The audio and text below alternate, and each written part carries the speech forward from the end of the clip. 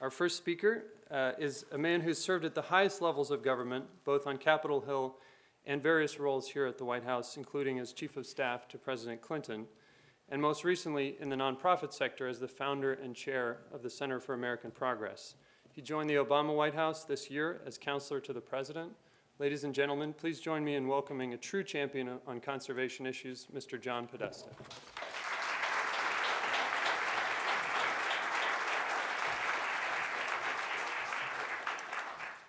Thank you, Franz, and welcome to the White House, everybody. We're very glad that you made it, especially if you've come from far away. From those of you who are from out west and haven't spent that much time in Washington, I want you to know that we usually drink beer rather than shovel snow on St. Patrick's Day. I think you guys know more than most that the weather is changing everywhere. Across the country and around the world, we are seeing the frequency and intensity of extreme weather events on the rise. And so before we meet the champions of change, I want to talk to you for a few minutes about the President's priority in climate change and conservation. In my view, climate change is a central challenge of our time and a priority, of course, for President Obama. The President believes that we have a moral obligation to address climate change so we do not leave our children and grandchildren a planet that is damaged and degraded. The young people our champions of change work with embody that next generation. America's great outdoors, our national parks and monuments, our trails and wilderness aren't just an unparalleled natural treasure. They provide our citizens, adults, and young people alike the chance to grow in their understanding of nature and of themselves. Youth conservation programs teach responsibility and teamwork. They teach environmental stewardship and ecology.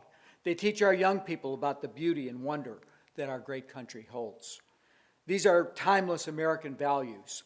Each of the champions of change here today embodies those values, and we honor them for working tirelessly each day, from California to Maine, from Georgia to Nevada, to pass those values on, and to give young people, no matter their background, the chance to discover their love of the natural world. But all of your work is being done in a context of a rapidly changing climate. So with that context, I want to take a couple of minutes to tell you about the President's Climate Action Plan, which he announced last June, and the administration officials you'll hear from are all hard at work on. The President's plan has three components: new steps to cut carbon pollution and other greenhouse gases, actions to work across the federal government and in partnership with state and local governments to prepare the United States for impacts of climate change, and steps to continue to lead international efforts to combat global climate change. First, the President's directed the EPA to set carbon pollution standards for power plants. We already set limits for arsenic, mercury, and lead, but we have no federal standards to limit carbon pollution from power plants. These standards matter because the electric power sector generates about 1/3 of our total greenhouse gas emissions, and fossil fuel-fired power plants are the single largest contributor of carbon dioxide in the United States. That's why the President directed the EPA to set standards for both new and existing power plants, and the draft rules for existing plants are set to be released in June. The administration is also working to continue the progress in renewable energy. You're about to hear from Secretary Jewell. The Department of Interior will find suitable locations to more than double the installed base of wind, solar, and geothermal projects on public lands by 2020. We've increased the fuel efficiency of our cars and trucks, set new efficiency standards for a broad range of industrial and residential appliances, and made real progress in building efficiency in both the public and private sectors through the Better Building Challenge. But a lot of climate change is already built into the atmospheric system, so the Climate Action Plan focuses on making our communities more resilient in the face of extreme weather events, sea level rise, storm surges, and higher average temperatures. A lot of the work that the administration did after Hurricane Sandy, or Superstorm Sandy, can serve as a model for this effort. In the wake of that disaster, we provided resources to build communities back stronger than they were before the storm. That means we're building more resilient roads and infrastructure, protecting drinking water sources from contamination, and using green design and natural systems to buffer communities from flooding.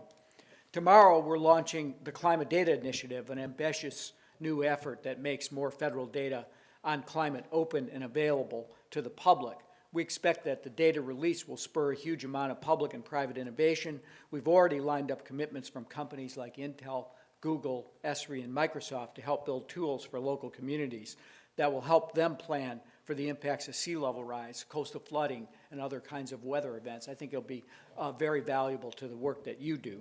Taken together, the President's plan will cut pollution, help our communities prepare for climate change, and continue American leadership in international efforts to address this critical challenge. And so while we work to combat climate change, the President's also committed to do everything he can to protect the air we breathe, the water we drink, and the land that sustains us all. From cleaning up air pollution to restoring critical ecosystems, including the Chesapeake Bay and the Everglades, we've been tackling some of our nation's biggest environmental challenges. Soon after taking office, the President reaffirmed his view that if you take something out of the earth, you have a responsibility to give a little bit back. I think you all know that. And the steps he's taken to deliver on that promise have been good for the environment, for our economy, and for our country. We've taken comprehensive action to ensure the integrity of our waters Americans rely on for drinking, swimming, and fishing. The President believes that we have a moral obligation to the next generation to leave our land, water, and wildlife better than that we found it. That's why he launched the America's Great Outdoors program in 2010, and why he's used his authority time and time again to protect some of the places the Americans love the most. For all of those of you sitting here today and watching, it's important to think about what conservation legacy we will leave for the next few generations. That legacy can't be to slash funding for the national parks, as some have proposed, or to gut the budget for the Fish and Wildlife Service, which is already at a bare bones level, as the Secretary knows. And that legacy can't be a Congress that since 2010 hasn't acted to protect a single new acre of public land as a national park, and only this month, for the first time in 5 years, designated a new wilderness area, the Sleeping Bear Dunes National Lakeshore in Michigan. President Obama has signed legislation that designated millions of acres of federal lands when he first came into office, but we need to do more, and we need to do it in a cooperative spirit. He's also taken action to protect tens of million acres of roadless areas across the country. And he's used his authority under the Antiquities Act to establish permanent protection for new national monuments, from Fort Monroe in Hampton, Virginia, to Chimney Rock in southwestern Colorado. Just last week, he designated the Point Arena Stornetta public lands as part of the California Coastal National Monument. Secretary Jewell was in California and celebrated with conservationists, local officials, and tribes who have long sought this protection. We've consistently proposed a dedicated and stable funding source for the Land and Water Conservation Fund, a program that since 1964 has used revenues from offshore oil and gas development to enhance parks and open spaces in every county across the country. I want to thank all of you for being tremendous sources of inspiration for the kinds of projects that LWCF makes possible. Your work demonstrates how we can use LWCF to expand access for hunting and fishing, to create ball fields, gardens, parks, and other places for kids to play and learn. Your work demonstrates a commitment to the future conservation leaders and outdoor enthusiasts who will inherit and care for our country's national treasures. And today we honor champions that exemplify that commitment. The administration is moving forward with ambitious climate and conservation goals because we know it's the right thing to do for our health, right for the environment, right for the economy, and right for our national security. We need your continued help, your continued dedication to meet these important goals.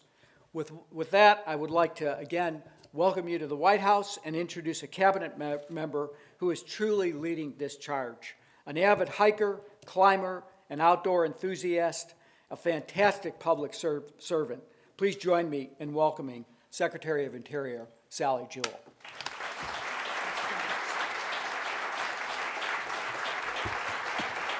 Thank you. Well, thank you.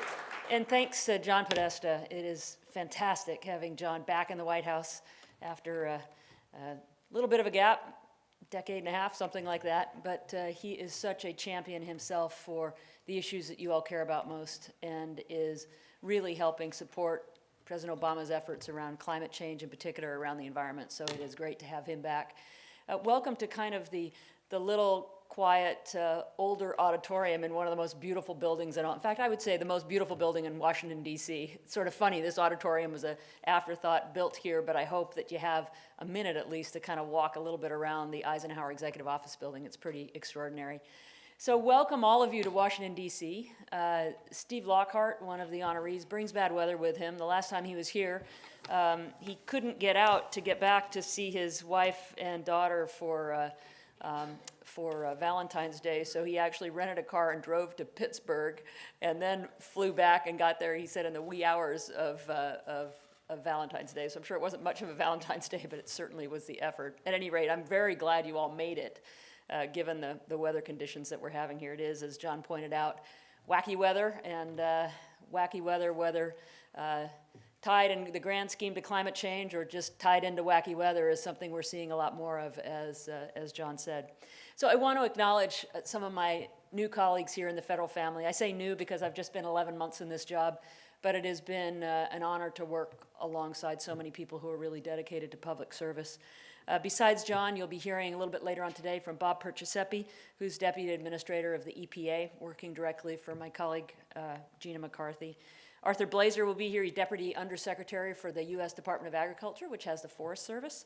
My colleague Rhea Sue is here today. She's Assistant Secretary for Policy Management and Budget and a champion of the youth initiatives at the Department of the Interior. Mike Boots is the Acting Chair of the Council on Environmental Quality and also a champion of the things that you all care about throughout the federal family. And you'll be hearing from my friend and I'd say fellow climber, but he's in a completely different league than any of the rest of us, Conrad Anker. He'll be moderating a panel later on. Conrad, nice to see you again, and I didn't recognize you in a suit, but I was just in your home community of Bozeman a few days ago, and I can see why you like it there.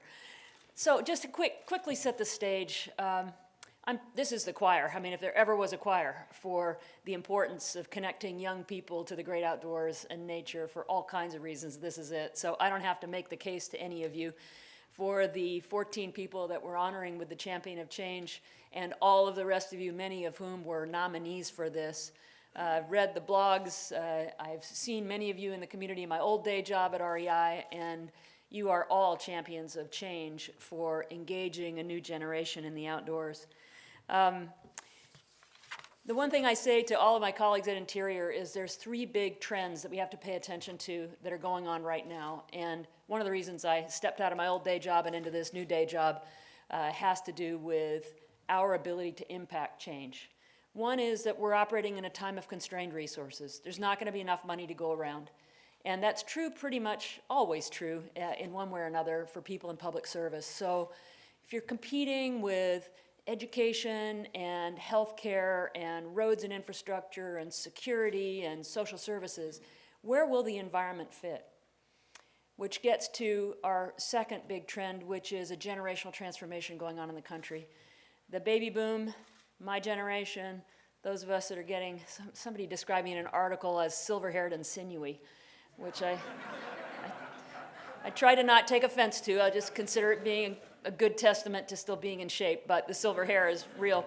And that is from being a baby boomer. And we are a very large generation, 76 million strong, and we are migrating toward retirement. We take with us a lot of understanding of nature and ecology and things like that we've learned from other people and we've learned ourselves. We need to pass that on to a new generation because the generation in between us and the millennial generation is very small. Gen X is only 49 million people.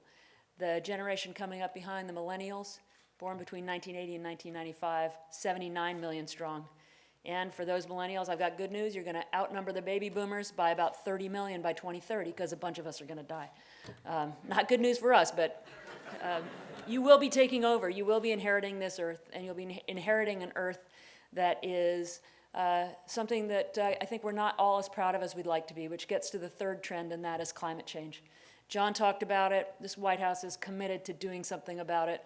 The President's Climate Action Plan in June was a great statement of purpose saying, we're not going to argue about whether it's true anymore. We are going to move on and do something. So those are the three things that I talk about a lot. And one of the key things that we can do at the Department of the Interior is work with folks like you on engaging that next generation.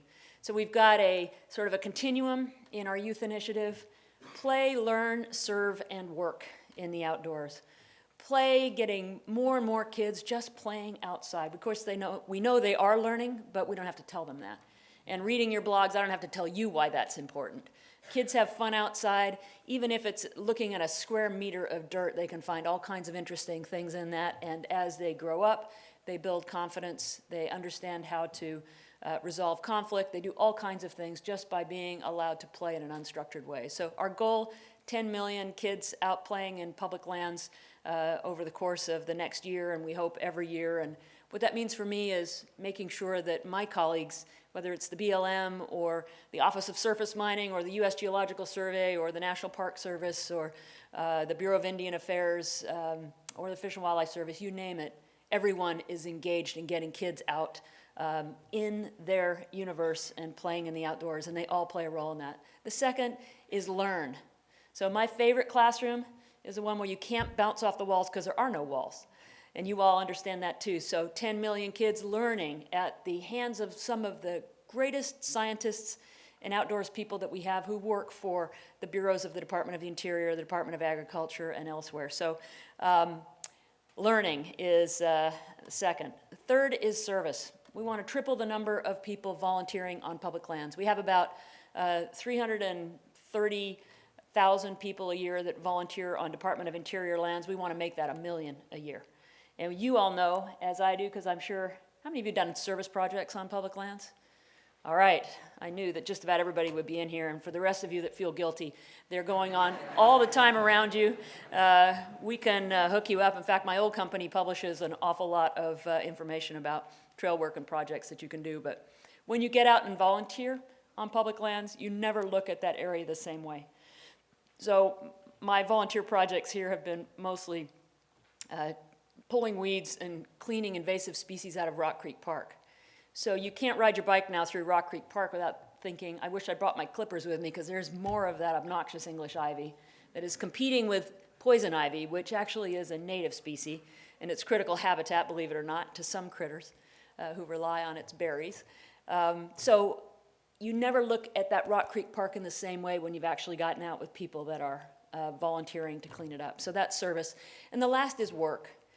These young folks who have come out of high school into one of the toughest economies, the toughest economy really, that certainly the baby boomers have ever known, need work. And jobs are harder to come by. So we want to make sure that we're creating an environment and prioritizing work within the Department of the Interior that will inspire these young people not only to consider coming and working for us to take over those silver-haired, sinewy people that work for the Department of Interior, but to take it to the next level, to bring their skills in technology and science and so on to the table and take us forward. So we are doing a little private fundraising on the work side to support youth conservation corps around the country. My colleague David Jao, who's hanging out in the room in the back, is leading those efforts for us. And we're not just asking companies for money. We're saying, money we need certainly to support the youth conservation corps, to make a statement to our own folks that we are behind you in these efforts. But second, we'd like you to get out and volunteer with us. And third, we want you to give a hiring preference to any Youth Corps member that is working out on public lands so that they got a better shot at a job by doing this work than they would have before. American Eagle Outfitters, first to the table with $1 million contribution.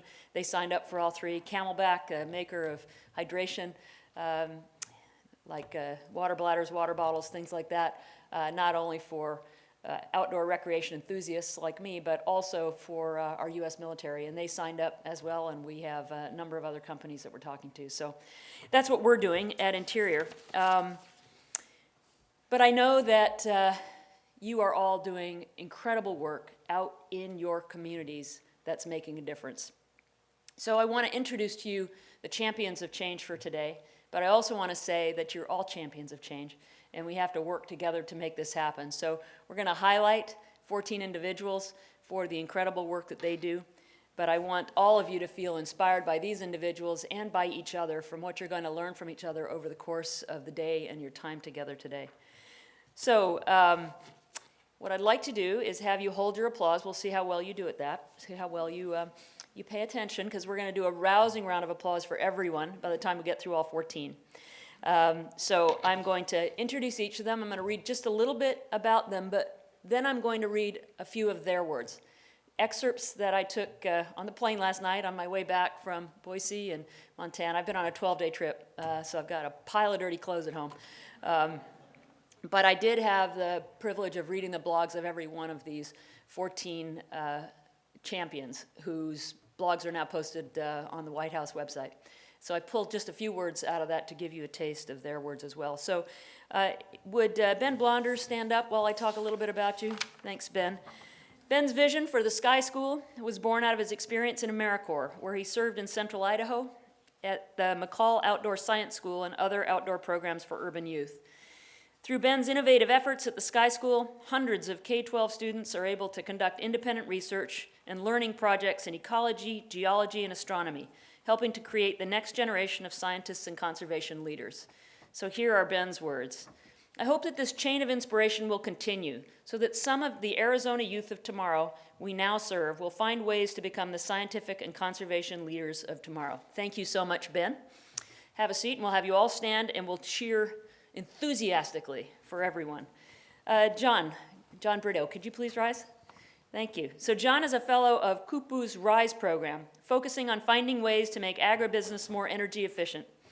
This interest came out of John's 3 AmeriCorps terms with Kupu's Hawaii Youth Conservation Corps, where he worked with youth on the rural island of Molokai to help protect and restore countless endangered native Hawaiian species and habitats in order to instill a conservation ethic on Molokai. And here are John's words. I think it's important for our youth, especially on Molokai, to connect culturally to Aina, because Hawaiian culture is all about making sure that the resources that are available to you will also be available for future generations. I hope to be able to continue empowering youth to accomplish their dreams and to remember the connection they have with the land. Thank you, John. Okay, next, if I could have stand Chaco. Chaco Siako, also known as Anthony, but I think he prefers Chaco. He's the crew leader for the Ancestral Lands Program at Southwest Conservation Corps. Chaco leads crews of local native youth to rebuild damaged ecosystems and build trails to provide access to the outdoors for local communities. A member of the Muskoki? Thank you, Muskoki tribe. Chaco is teaching his crews that when we commit ourselves to serve our public lands, we never look at them the same way again. I encourage you to read his blog and his description of some stream restoration work they did. So here's some of Chaco's words. Despite the overwhelming hardships, we persist as a crew. We work, learn, and thrive. Conservation pay doesn't lift individual members out of intergenerational poverty. It does something so much more valuable. It empowers them to lift themselves and to overcome obstacles they set their minds to. Thank you, Chaco. Next is Stacy Gilmore. Stacy? She is co-founder and executive director of Environmental Learning for Kids, or ELK. Through Stacy's organization, she's been able to forge pathways to science and natural resources careers for urban youth, youth of color, and other youth with limited access to these career paths. She's helping Denver area youth learn what it means to be civic and community leaders and environmental stewards through a focus on science-based careers. And she says, this involvement empowers them to share their voice, stories, and experiences to become the next generation of conservation leaders our country deserves. Thank you, Stacy. Next is Andy Hart. Andy, welcome. He is executive director of the Nevada Outdoor School. Andy is inspiring the next generation of conservation leaders by ensuring that underserved Nevada youth are able to benefit from free or reduced price outdoor classroom lessons, field trips, and summer camps. He's helping thousands of kids across rural northern Nevada to learn about the benefits of their public lands and why it's important we protect them. So here are a few of Andy's words. Never forget that taking kids outside is supposed to be fun. The more fun it is, the more likely we are to see the next generation develop into conservation-minded adults with the science background to think critically and make thoughtful decisions on conservation and land use issues. Thank you, Andy. Next is Bill Hodge. Bill? Thank you. He is the director of the Southern Appalachian Wilderness Stewards, or SAWS program. Just last year, the SAWS program, under Bill's leadership and direction, put to work 23 seasonal employees which supported over 8,000 volunteer hours across 17 wilderness areas and 5 national forests in the southeastern United States.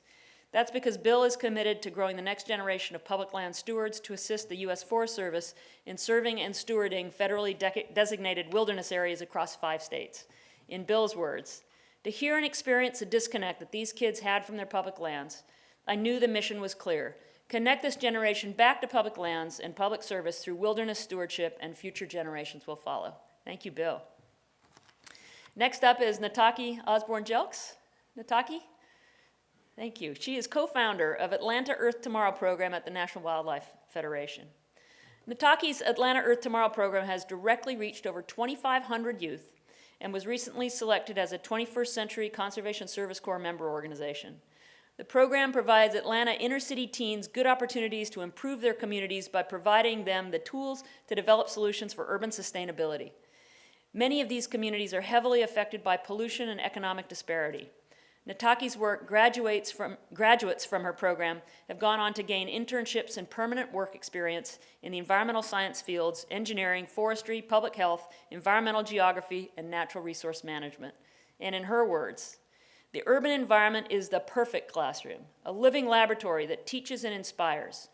Through Earth Tomorrow, youth from underserved communities learn about and restore the polluted urban environments in which they live and connect to, enjoy, and make more abundant the great outdoors." Thank you, Nataki.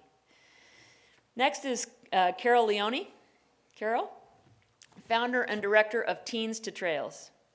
Carol believes that every teenage student should have access to safe, healthy, and fun outdoor experiences. And that's why she created the Teens to Trails program to increase the opportunity for teens in her state of Maine to learn about the outdoors and develop a passion for conservation, all in memory of her daughter, Sarah, who demonstrated that same care and passion for America's outdoors during her short life. I will say that as a member of my high school's climbing club, believe it or not, we had a climbing club in high school. It's where I learned to mountain climb. It made a big difference in my life. So she says, "If every high school in Maine offered an outing club program, every student would have access to safe, healthy, and fun outdoor experiences just at the time of their life when they need positive choices the most." Thank you, Carol. Next is Parker Liato. Parker? He is a polar adventurer with 3 expeditions to the North and South Pole under his belt. Are you 20 yet? Not quite yet. He's still 19. Okay. So Parker and I share a love of extreme outdoor adventures, and I think you need to talk to Conrad. You might give him a run for his money with as many years as you've got looking forward. It's those adventures that inspired Parker to become a climate change campaigner. It's why he took a team of his peers to learn from climate research programs in the Antarctic and then trekked more than 350 miles to the South Pole, setting 2 world records in the process, to teaching us about the impacts of climate change in that fragile environment.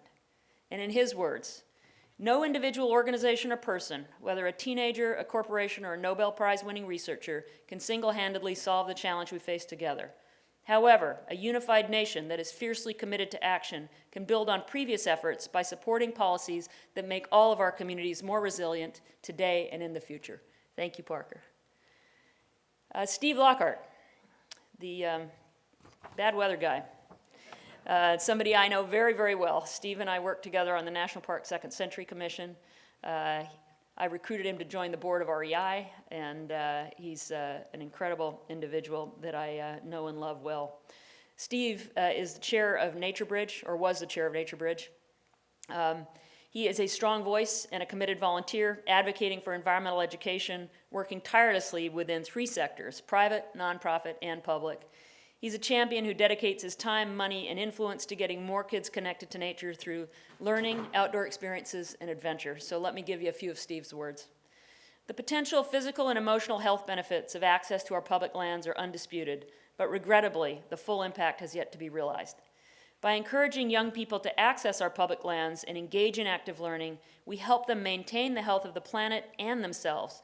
This will do more than I and my physician colleagues ever could do by simply treating illness." Thank you, Steve. Tristan Persico. Tristan? Thank you. Tristan is a veteran outreach coordinator for the Montana Wilderness Association, just in your backyard too, in Missoula. He's a former U.S. Air Force explosive ordnance disposal technician and Afghanistan combat veteran. Tristan is taking his experience serving in our nation's military and connecting with his fellow veterans in the great outdoors, using the power of our natural world and the beauty and serenity it provides to help his peers better understand the experiences they've collectively been through and will always share.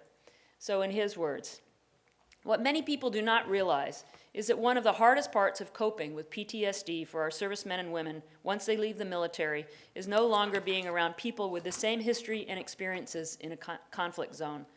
Wilderness is the perfect place for veterans to get together, tell stories around the campfire, and be around peers who understand what they've been through. Thank you. Next is William Spitzer. William? Vice President for Programs, Exhibits, and Planning for the New England Aquarium.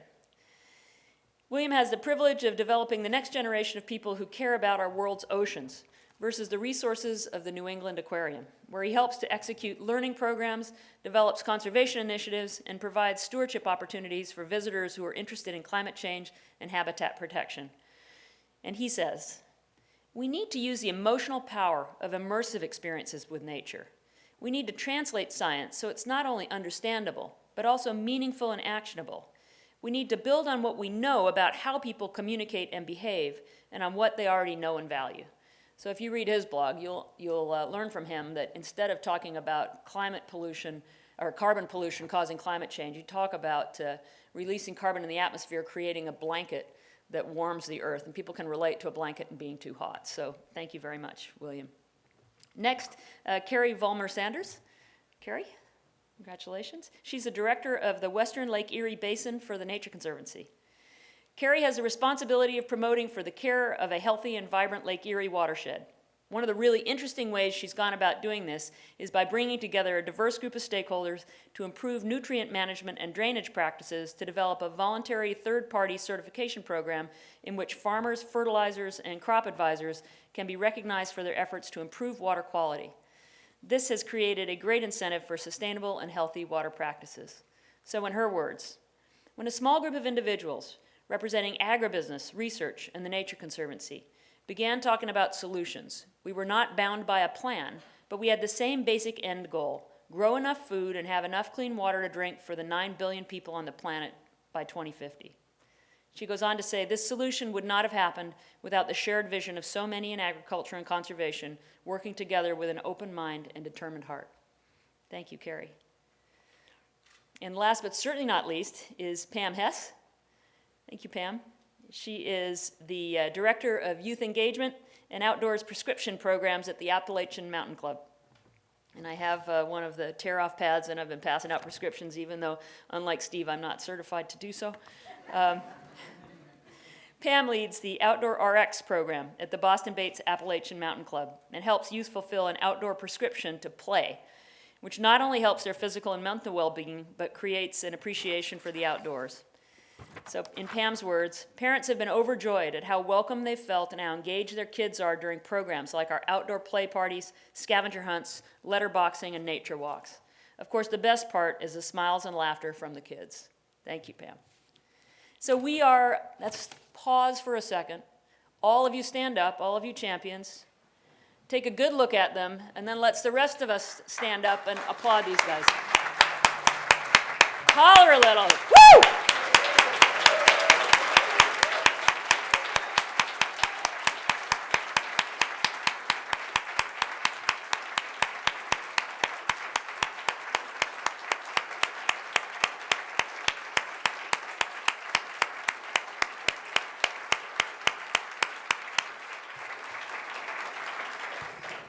You can yell and cheer around the White House. It's okay. The president likes it. I'd like even the president to hear us cheering and hollering, and I hope you do a little bit of that over the course of the day. So we are amongst champions today, not just the 14 honorees, but all of you that are here today who are working to engage the next generation, whether you are on the teams of the various parts of the federal family represented today, or you are representing many other groups that are supporting all of these activities. And we look forward over the course of the day to hearing about your stories, your work, listening and learning, and taking that back to wherever we work to do a better job. So I want to end with a final quote from Chaco, actually, in his blog. And he said, "While I have been labeled an activist, I didn't initially consider Conservation Corps work to be a form of activism. However, I have found that it is perhaps the most radical form thereof, supporting and empowering our young people to fulfill their own destinies. So thank you, Chaco, for those words. We're all activists. Let's go fight the fight. And thank you so much for all of your work as champions of change. Nice going.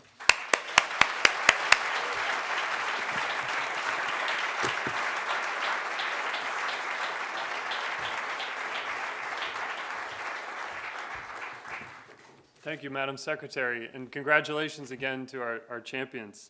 I'd now like to call up the first panel. So if those of you on the Play and Learn panel can come on up to the stage. At this time, I'd also like to introduce Ria Sue. So go ahead, guys, come on up. Ria Sue serves as the Assistant Secretary for Policy, Management, and Budget at the U.S. Department of the Interior. In this capacity, Assistant Secretary Sue oversees human capital, fiscal, business, and budgetary management of the DOI. She also provides policy leadership for secretarial initiatives on land conservation, sustainability, international issues, youth engagement, and employment and diversity. So very, very busy. Now I'll turn it over to Ms. Assistant Secretary Sue to moderate our panel. Thanks so much, everybody. Please take a seat. Are these microphones working? Can you all hear me? All right, so thank you for that introduction. As he stated, I'm an assistant secretary who worked for this incredible secretary, Sally Jewell.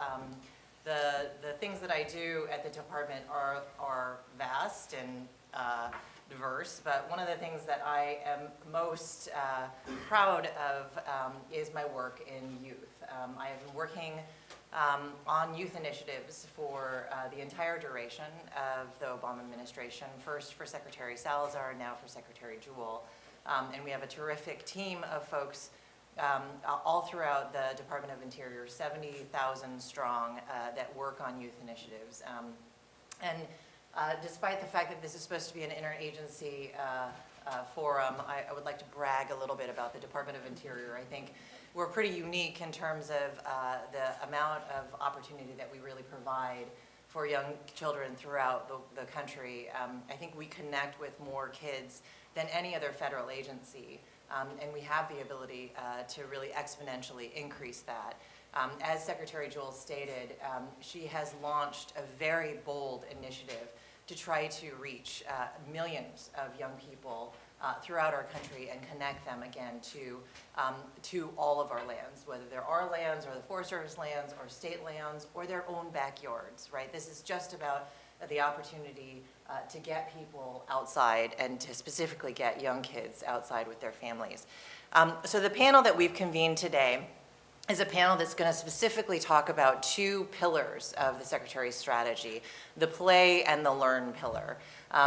So just quickly to recap the Secretary's goals.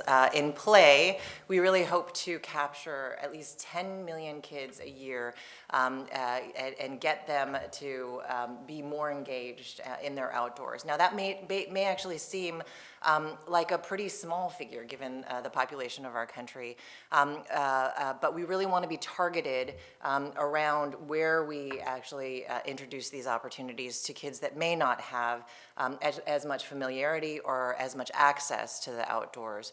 So again, 10 million kids playing every year, and playing means playing. This is not, do 20 jumping jacks and go around the gym. This is just go outside and get dirty. And for many of us that had the opportunity to grow up with a lot of access, opportunity in the outdoors, we're used to getting dirty. We're used to coming back, being dirty, having to take a bath before we go to sleep at night. But there are a lot of kids that aren't used to that. So this is really about just get them outside in any way, shape, or form and let them just have fun. The second pillar of what we're talking about is learn. This is more structured, and there are many people on this panel and in the audience that have a great deal of expertise around how to make this connection of using the experiential world, of using the natural world as the best classrooms that we have to teach science, to teach math, to even teach history. The National Park Service, which is part of the Department of Interior, is really, truly one of our best outdoor both laboratories and classrooms, providing both primary source information around some of our nation's most incredible historical moments, as well as some of our nation's most incredible natural places. And so how we capture that, how we kind of focus on the opportunities to make those connections is what you're going to be hearing from these panelists today. Let me just say that from a personal perspective, again, I grew up in Colorado. The street that I grew up on backed up into Forest Service land. I took it for granted that I could just get outside and play in both a structured and unstructured way. But I also recognize that a lot of people don't have that opportunity. And so one of the, I think, strong tenets of what we try to do at the Department of Interior is to create opportunity for those that may not have it. And so really thinking about how to, again, make these connections everywhere we can is really why we've brought these champions of change together, and why we're hoping to get their experience and wisdom to help us at the Department of Interior and other federal agencies figure out how to better connect these dots. So with that, I'd like to turn it over to this great and very distinguished panel to introduce themselves very briefly and speak also very briefly about your programs, and talk a little bit about what advice you have for us in the federal family, as well as for those sitting in the room working on in other nonprofit sectors, of how what you've learned from your experience, and how we again make these connections, both in terms of getting kids outdoors and exploring, and getting kids to learn from the outdoors to progress in their careers. So why don't I turn it over to you, Ben? Thank you. It's an honor to be here this morning. I come from the University of Arizona's Sky School, which is a residential science education program in southern Arizona with the mission of connecting students to science and environment. This is a program which has started just a few years ago when I was a graduate student at the university in ecology and evolutionary biology, and it's something which has grown tremendously to serve dozens of school districts and hundreds of students per year. Before I tell you a little bit more about it, I just want to let you know a little bit more about our region in case you haven't been out. Southeastern Arizona is a beautiful place. It's a desert region. The city of Tucson is about 1 million people, and it's bordered by some very important lands. We have the Tohono O'odham Nation to the west, the Pascua Yaqui Nation within the city and nearby. We are surrounded by Saguaro National Park and the Coronado National Forest. So it's a beautiful and very ecologically important place. Yet what I've seen throughout the city is many students and many children who never get a chance to experience these public lands, never get a chance to go outside. Tucson is a city with a number of financial challenges, a fairly high level of poverty, and many of our students just never get the chance to get to these lands. I taught in a Tucson public school for a year, and also worked with the Sierra Club to get some of these students outside. And over the course of those experiences, I realized that we can do better. And motivated by that idea, 2 years ago, we created this program called the Sky School. What we are is a program which takes these students up to a location in the heart of the Coronado National Forest at the peak of a mountain about 7,000 feet above the city. It's a beautiful, stunning place. And we have a campus which used to be an Air Force radar installation and is now a school. And we have a classroom which is several thousand acres of public land. At this campus, we take school groups, primarily Title I low-income schools from the region, and we give them the chance to be scientists for a week. We bring up professional scientists, graduate students from the university, and we break our students up into small groups and let them answer authentic, real scientific research questions with the help of those scientists. At the end of their week-long experience, those students have been outside. They've hiked for the first time. They've seen a galaxy through a large telescope the university owns for the first time. They've done their first real scientific research project, and I think their world has been changed in some important way. We've gone from an idea to serving several hundred students per year in under 2 years, and we're very excited to keep growing. And I thank you very much for the honor to tell everyone about the work that we're doing. Thanks so much, Ben. Stacy. Well, thank you. It's a great honor to be here. I am one of the co-founders and executive director of a nonprofit called Environmental Learning for Kids, or ELK for short. We've been around for 18 years, and the real reason my husband and I created Environmental Learning for Kids was that we're both wildlife biologists and we're both people of color.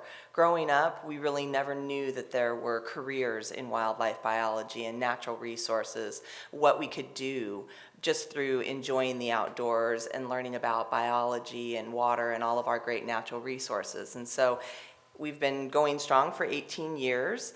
Every year we serve about 15,000 students in the Denver metro area. The main community that we serve is the Montbello community, and it is directly adjacent to the Rocky Mountain Arsenal, which is a former Superfund site and now wildlife refuge.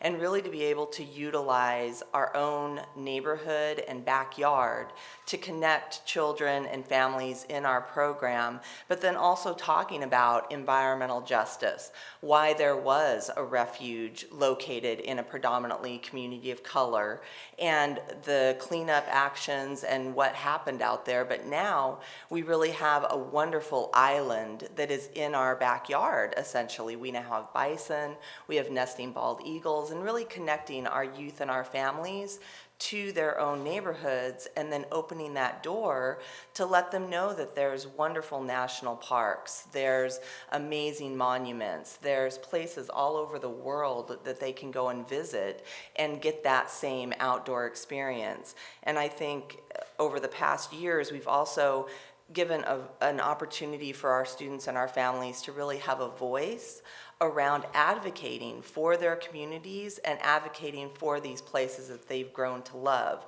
really through the Land and Water Conservation Fund, and how important that is to first have a personal connection to the outdoors and to nature, but then also being able to use their experiences and their voice to really make sure that we have those resources, and we need them in our own communities, not necessarily far away, but we want those far away places as well.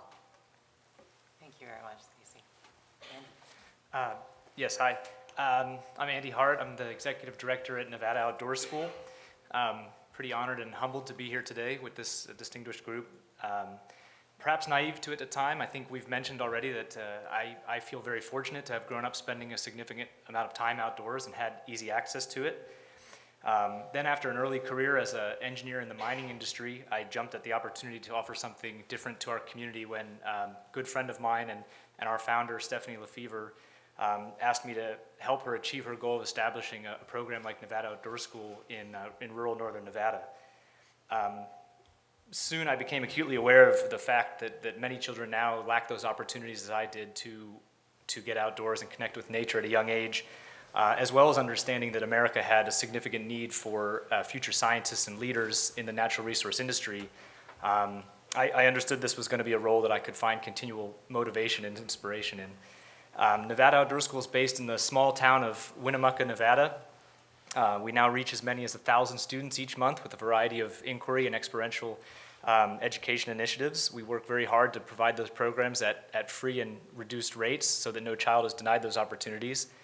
It doesn't work well for our sustainable funding model, but we're trying our best. A strong partnership network, including federal land management agencies, allows students to connect authentically with Nevada's vast public lands, while our AmeriCorps program offers citizens the opportunity to engage in service as program leaders, develop professional skills, and explore natural resource careers.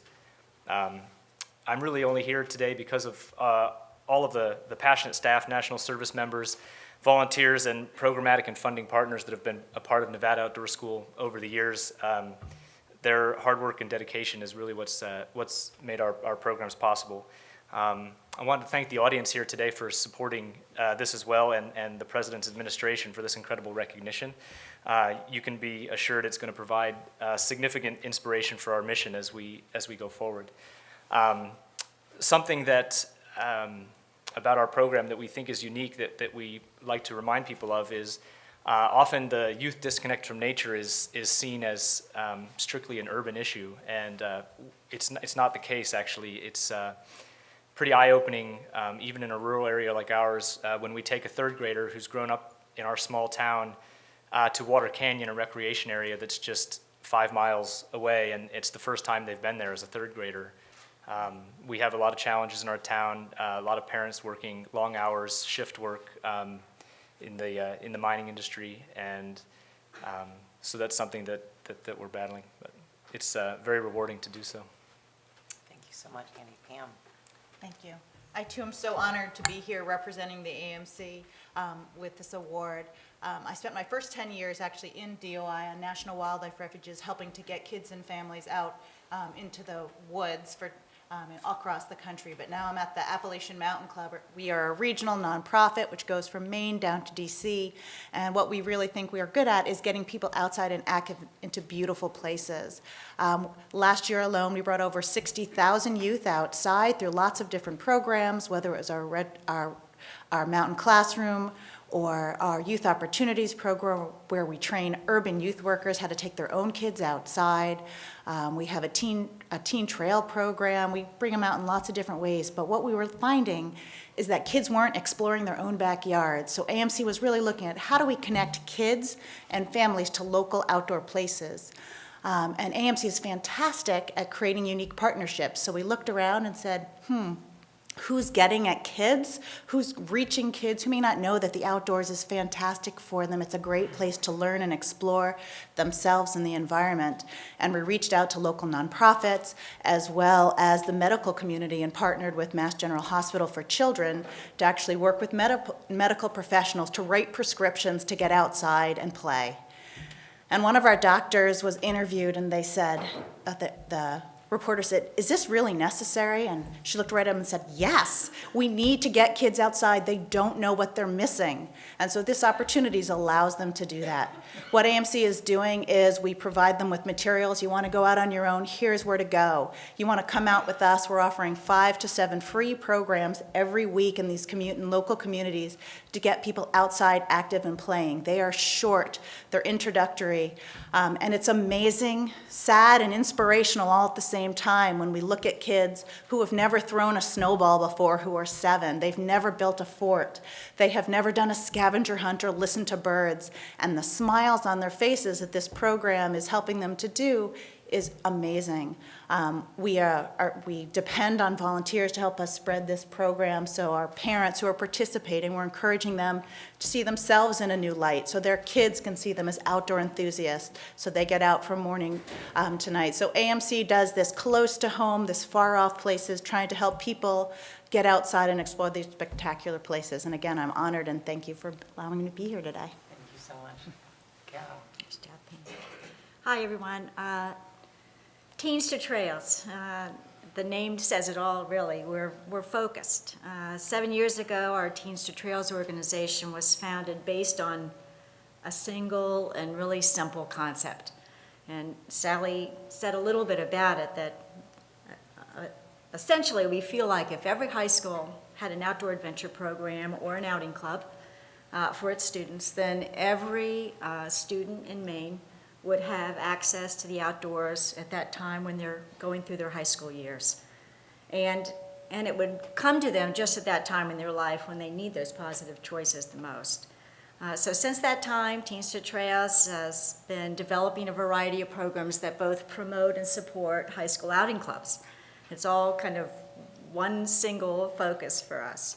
And in order to make a difference, we were very specific about our mission with a grassroots group, little resources, and just wanting to find a way to help swing this pendulum back again. So we targeted teens. For one thing, there's just no other group that shows the signs of nature deficit disorder more acutely. And they are so often overlooked. And then our choice to focus on outing clubs was really mostly because of their already proven track record. There were not very many outing clubs at that time, 7 years ago, but the ones that were in existence were working. And we know that's because they combined critical elements. When you're trying to reach out to teenagers, you reach them where they are. So outing clubs would grab their attention at school, which is the center of their universe at that age.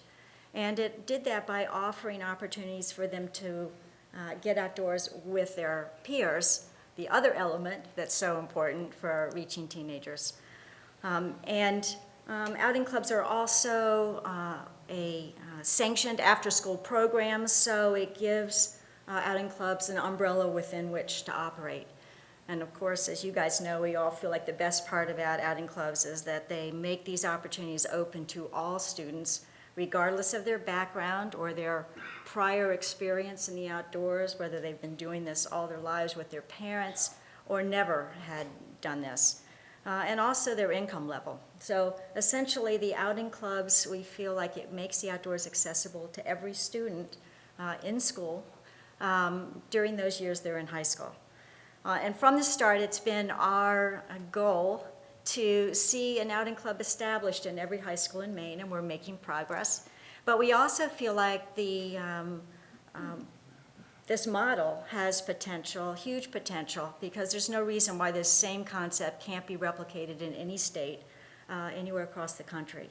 So we feel like we're happy to help if anybody wants to try spreading outing clubs from beyond Maine and head northeast, southwest from there. I have to say Andy's point there about kids. I think my family moved to Maine thinking that everybody was outside all the time, and we learned that wasn't the case.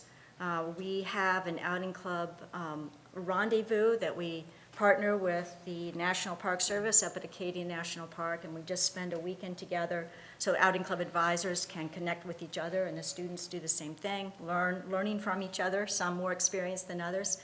And at the end of the weekend, they go away thinking, okay, well, that wasn't so hard. We could do this on our own. But we realized one time we had 90 students up there, and there were less than 7 that had ever been to Acadia National Park, which people travel from all over the world to get to. So Andy's right about that. There's no assumptions about just because you have the outdoors right there doesn't mean it's accessible. So we appreciate this chance to share our vision for reversing that pendulum swing and getting young people so that they're happy, healthy, and outdoors where they belong. Thank you. Parker. Good morning, everyone. It's an honor to be here. My name is Parker Lioto. I am a polar adventurer. I'm also a student, a college student. I study geology and geophysics. The work that I do focuses on communicating climate science accurately and engaging people in understanding how their communities are going to be impacted by climate change and other risks. Through my polar expeditions, my aim is to engage people in taking action to address these risks caused by a changing climate.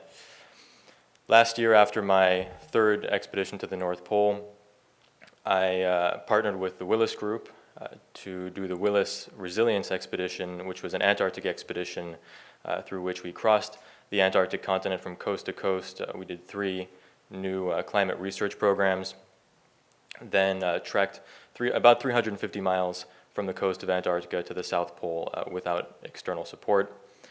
And through this expedition, we created a sort of a live broadcast television series every day of the trip, which was really dedicated to communicating the impacts and the science of climate change and the world's and other issues related to the world's resilience in general. So I'd just like to conclude by saying that it is a tremendous honor to be here today, not just to be here at the White House and in the Eisenhower Executive Office Building. That's an honor in and of itself, but it's really an enormous privilege to be in the presence of my fellow nominees who have dedicated entire careers of work to making this world and this country a better place for future generations. So I am extremely grateful for this opportunity. Thank you, Parker. Good morning. I'm also honored to be here representing the New England Aquarium and also kind of the large sector of aquariums, zoos, nature centers, science centers, and parks and sanctuaries that all provide this incredible gateway to the outdoors and the natural world. And one of the things that we realized at New England Aquarium, where our focus is really on kind of protecting the blue planet, is that climate change is the big issue of our time. It really kind of trumps just about everything else.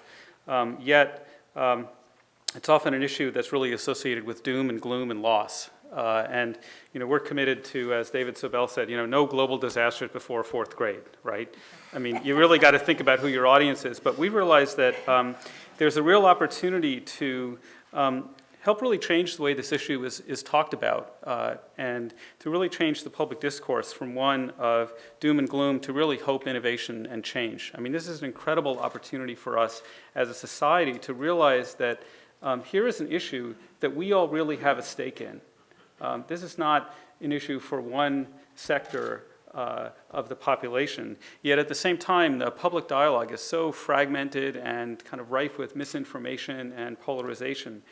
And we've realized that the interpreters at all the institutions, places, all the institutions like us, aquariums, zoos, parks, nature centers, et cetera, are an incredible opportunity to work with to really build our capacity to create this public dialogue. And we've begun to really tackle that on kind of a network-wide basis and really think about how to build the kind of not just the knowledge, but also the emotional and social support those interpreters need to really tackle an issue like this. And it has to do partly with helping communicate what's at stake here, that this is an issue for everyone, helping to demystify the science, giving people the ability to distinguish appropriate and inappropriate solutions, which I think is really critical. Helping people to see themselves as not just consumers, but as citizens, and actually to believe in the role of each of us and us collectively to participate in vital public issues, I think is incredibly important.